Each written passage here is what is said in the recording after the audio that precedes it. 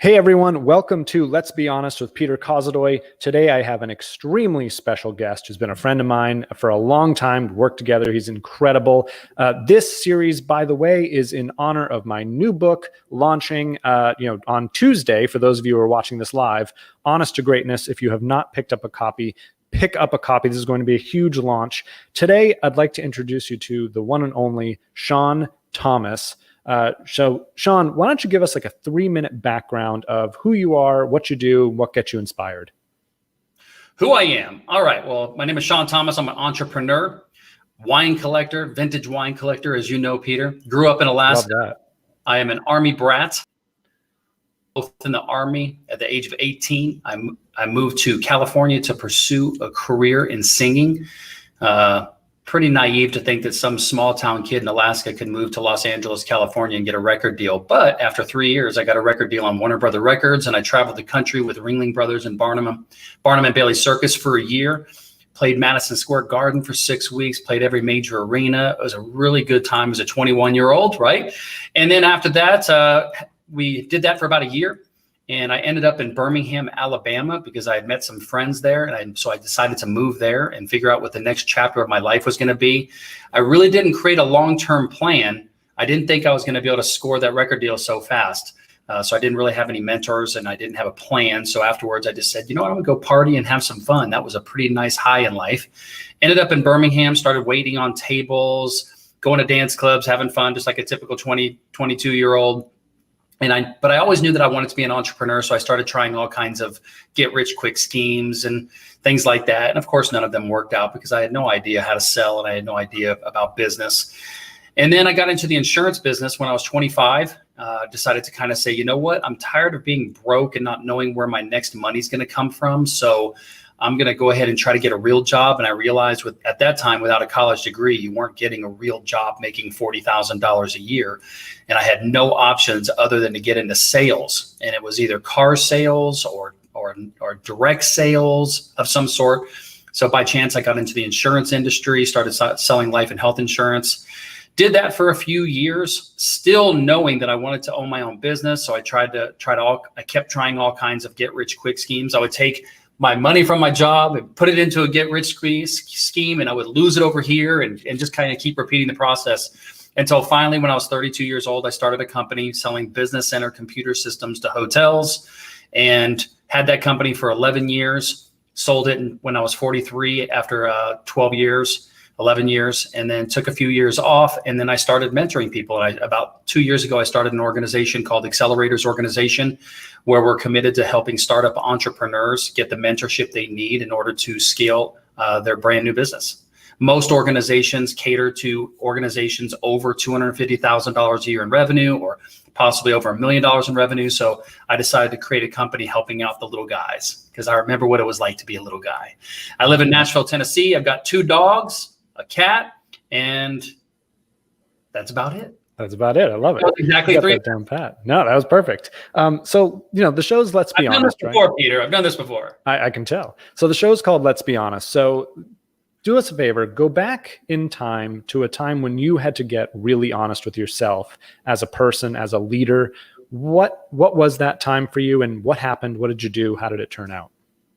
I was giving this question some thought, and frankly, I don't really remember any specific time. I've always lived a very, as you know me, I live a very transparent, candid, honest life in general. I think if I was going to talk about honesty, it would be more about it in my personal life. In my business life, I've always been straightforward and honest with my teams, my vendors, my customers, my partners. I've been uber and brutally honest. And I think that that's helped me in that regard. I think more on the honesty side, it's been more on the personal side.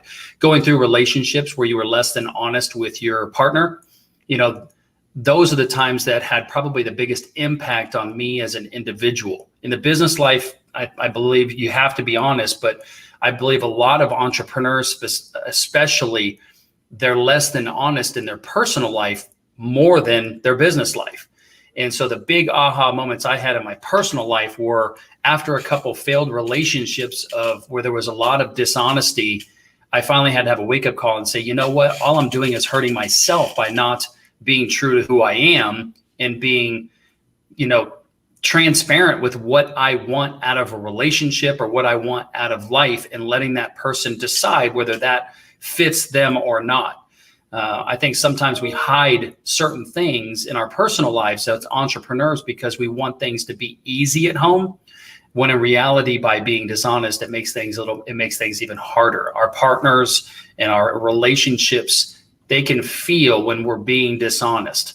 And it's similar in the workplace as well, but I've never had that problem in the workplace. I've only had that problem in my personal life. That's such wisdom. It's something, yesterday I had 2 podcasts. We were talking about exactly that. Like, everything, we need to approach life as if everything is our fault. Why? Because we are the only thing we can control. And so the more we put it out there, this is me, this is what I expect, this is what I want, that's when things can actually happen around us. Otherwise, we're just lying to ourselves. Shawn, share with us your biggest win looking back over the many years you've been doing this. Could be personal or business. And then what's the biggest loss or regret or thing that you wish you could change? Well, the biggest win, obviously, is moving to California and pursuing that record deal on Warner Brother Records. I remember me and the two other guys that got the contract, we auditioned in Hollywood over the matter of 4 or 5 days, and there were about 10,000 kids that auditioned right next to us. And I remember at the end of the final audition, them saying, well, you guys are going to be the group that we're going to choose from Los Angeles, but we're also auditioning in New York and Orlando and all this type of stuff. And it kind of made us feel like, wait, we just won over the last 4 or 5 days from 10,000 kids down to 3. And now you're going to tell us we're just going to be one of the groups that you might choose. So for about 2 weeks, I was on eggshells wondering whether or not I was going to do this.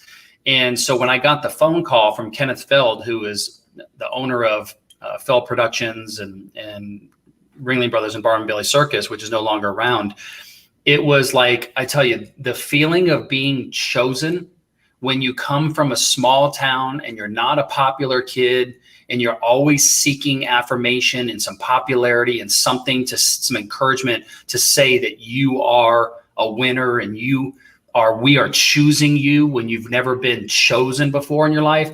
That was by far the biggest, single moment of my life. It was amazing. I remember bouncing off the walls. Me and my roommates just went ballistic and drove up to Vegas that night. It was amazing.